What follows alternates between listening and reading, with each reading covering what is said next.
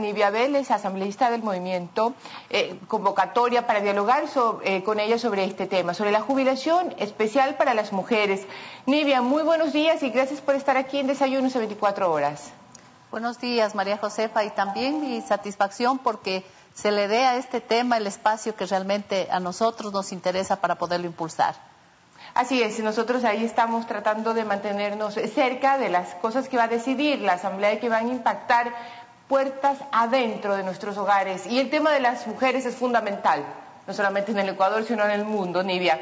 Y revisando con usted y con nuestros amigos televidentes el reportaje, hubo una frase que me gustaría que sea el primer tema de reflexión de esta entrevista, y es el tema de la inconstitucionalidad, que si no me equivoco es Betty Carrillo, la asambleísta Betty Carrillo, la que dice que entonces llevarán este proyecto de ley a la Corte Constitucional para que la declare inconstitucional.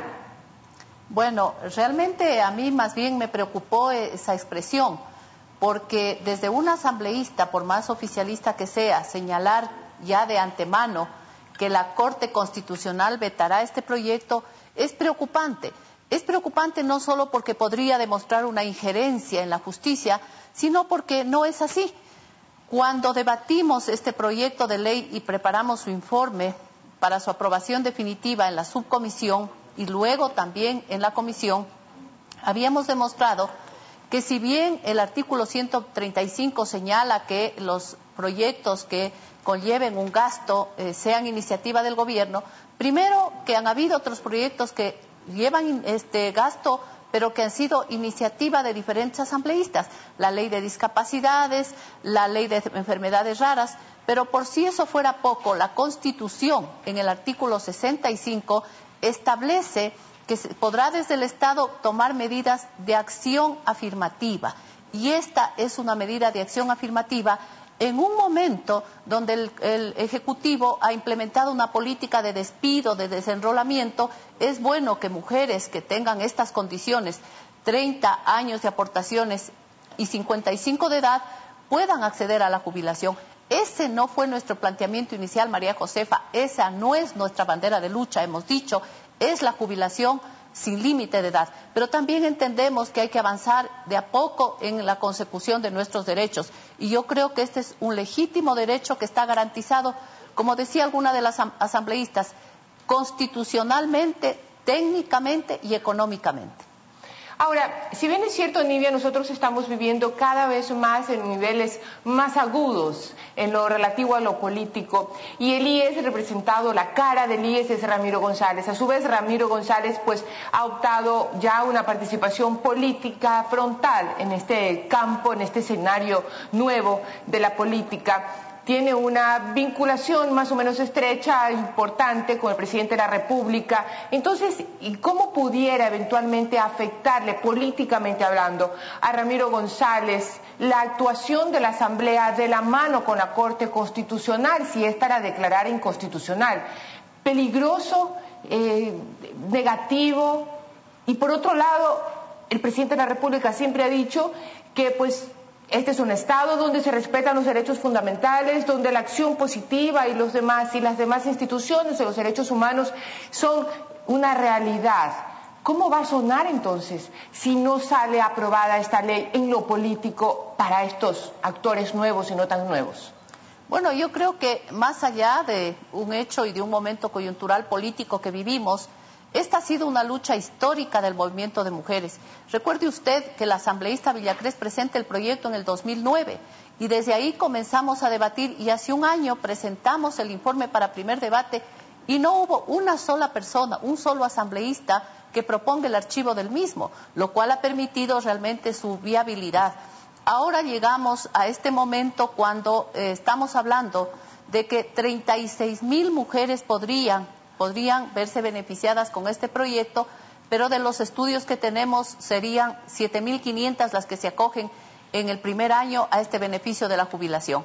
Esas son cifras importantes si queremos verlas como una instancia política, pero yo digo, más allá de eso, es un derecho legítimo que nos asiste. Completamente de acuerdo, Nivia, y créame que el tema de los derechos para algunos está claro, pero hay una coyuntura política que puede significar un elemento determinante para que esta ley entre en vigencia o un elemento que signifique una negativa y una postura radical y dice no pasa.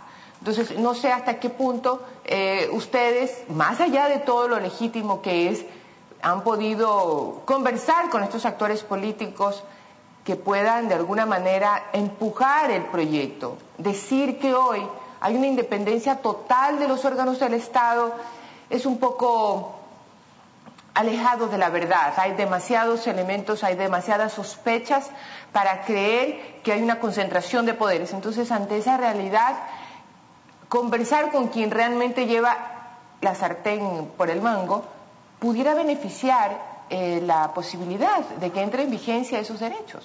Entiendo que las asambleístas cercanas a Movimiento País y que han votado a favor de este proyecto han hecho ya algún acercamiento con el presidente del Consejo Directivo del IES, pero yo diría también, cuando escucho a los asambleístas que se oponen y que dicen que están de acuerdo con el contenido de la ley, pero que no es constitucional, yo diría que ese es el papel de ellos. Si consideran que no es constitucional, que busquen un acercamiento con el presidente Correa para que envíe un proyecto. Recuerde, María Josefa, que cuando aprobábamos el incremento de pensiones a los jubilados, que por cierto de alguna manera ha devuelto tranquilidad, no los vemos ya en las marchas, en los desfiles, en las huelgas de hambre, también se decía que el IES va a quebrar. Y el presidente envió una iniciativa desde el Ejecutivo y viabilizamos este proyecto. Hoy creo que ese podría ser uno de los caminos en los que el país podría participar y podría aportar, pero ya hay un informe para segundo debate y la Asamblea tiene toda la capacidad para debatir ese informe en el Pleno y aprobarlo. No es verdad que no es constitucional. Hemos demostrado que la propia Constitución garantiza estas medidas de acciones afirmativas y que es más, la propia Constitución señala que cuando hay conflictos de interpretación prevalecerá la que sea más favorable al ejercicio de los derechos y es esta la que es favorable al ejercicio de los derechos que tenemos las mujeres. Sí, coincido con usted, Nibia, pero la realidad y el comportamiento de la Asamblea y el comportamiento de las otras instituciones llamadas a favorecer ese principio constitucional que aparece en nuestra Constitución desde más allá del 98. Mire, hay algo que yo debo... No ha sido congruente, no ha sido armonioso con eso. Mire, hay algo que yo debo señalar. Es más, desde el movimiento Avanza, si se lo quiere ver políticamente, se empezaron a recoger firmas para apoyar este proyecto, lo cual a nosotros nos alegró.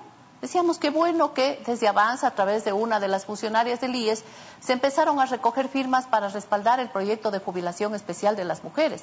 Entonces yo creo que hay una coincidencia de intereses para nosotros, no importa de dónde venga esa coincidencia, yo creo que lo importante es que haya una decisión política de viabilizar este proyecto que tiene un informe y que ha sido respaldado, porque antes se dijo que no tenía el respaldo económico, hoy se contrataron 2 actuarios, los informes de los actuarios, los informes de la comisión coinciden y se sustentan en los informes actuariales, y yo creo que están dadas las condiciones para dar paso a esta jubilación, que en términos inclusive económicos les resulta menos costosa al Estado que estar desenrolando permanentemente a miles de mujeres. Lo que pasó con el 813 afectó mayoritariamente a mujeres que pasan de los 50 años y que después de que fueron separadas no han podido encontrar una fuente de trabajo. Nadie les da empleo, María Josefa, nadie ocupa sus servicios. Entonces, qué bueno poner esta alternativa de jubilación que inclusive le evitará al presidente estar desenrolando y despidiendo y procederá a la jubilación. Entonces, dejando un poco el tema político, ¿existe documentación que comprueba que el IES económicamente está apto para poder aplicar esa norma en el caso que entre en vigencia? Así es. Nosotros hemos tenido y tenemos el estudio de actuarios que fueron contratados para este objetivo. Las cifras demuestran que no es el monto que se decía, que además no son las 80,000 mujeres que se hablaba al principio de que se iban a jubilar. Los estudios demuestran que se acogerían 7,500 mujeres y no estamos pensando, María Josefa, en las mujeres ejecutivas que están en su mejor momento, en el mejor momento de su carrera. Estamos pensando en las obreras que ya no avanzan en una fábrica, estamos pensando en aquella madre que tiene hijos con problemas de salud y que desea retirarse, atender a su familia. Estamos pensando en aquellas mujeres que ya no quieren continuar en el trabajo público. Entonces, ese número de 7.500 mujeres estaría absolutamente financiado por parte del IES, porque también ha sido reiterada las expresiones de sus autoridades que han dicho que hoy más que nunca hay inversiones que son rentables. Bueno, vamos dando paso a esta jubilación que va de alguna manera a mejorar la calidad de vida de una gran cantidad de mujeres que hoy se ven amenazadas por el temor que tienen al despido, a la separación de sus funciones y retirarse sin una pensión de jubilación. Es hacia ese sector lo que va este proyecto. Bueno, en lo político hemos visto pues los elementos determinantes, en lo económico aparece un informe que dice que el IES tiene las posibilidades financieras para poder entrar en vigencia. En lo operativo, Nidia, de aquí en adelante, dentro de la Asamblea, ¿cuáles son los pasos operativos que van a tener que agotarse para poder saber si entra o no esto en vigencia? Primero, el informe ha sido presentado, el señor presidente de la Asamblea tiene la obligación de ponerlo para que sea debatido en el Pleno de la Asamblea. Y yo creo que ahí es legítimo que las organizaciones de mujeres puedan hacer un cabildeo con asambleístas, con el propio presidente de la República, para evitar de que se pueda pensar que se va a vetar o que no se va a aceptar. Yo creo que todas las acciones que sumemos van a ser positivas. Vendrá la aprobación y finalmente la publicación y, como esperamos, la ejecución del proyecto. Y en el caso que en el camino entre una negativa... Sería lamentable, María José, sería lamentable porque, ¿qué queremos? ¿Estar despidiendo a las mujeres, estarles quitando la posibilidad de tener una jubilación? O más bien abrir esta puerta que va a permitir que todas aquellas mujeres que tengan 55 años de edad cumplidos y 30 años de aportaciones puedan acogerse a un beneficio de la jubilación. Recordemos que en el país alrededor del 20% de mujeres son jefas de hogar. Por ejemplo, esas mujeres seguramente no querrán jubilarse. Otro sector son mujeres que están en una carrera de ascenso en su profesión, tampoco querrán. Decimos, son 7.500 las que podrían acceder a este beneficio. Sería lamentable que les neguemos la posibilidad de que accedan a esta jubilación especial, que finalmente en las condiciones que está y que no es lo que habíamos demandado, solamente significa disminuir 5 años del requisito que actualmente existe. Ahora se demandan 30 años de aportaciones y 60 de edad. Estamos planteando 55. Es decir, el impacto económico no es grande. Claro, en realidad no es grande, simplemente porque solamente se está tocando el tema de la edad como un requisito. Así es. Muchísimas gracias, Anivia, por estar aquí en usted. Desayunos de 24 horas y estaremos pendientes, sí, del proceso que tome esta ley que ya desde hace algún tiempo va representando la voz del sector que siempre ha luchado por los derechos de las mujeres. Buenos días, Nivia. Gracias.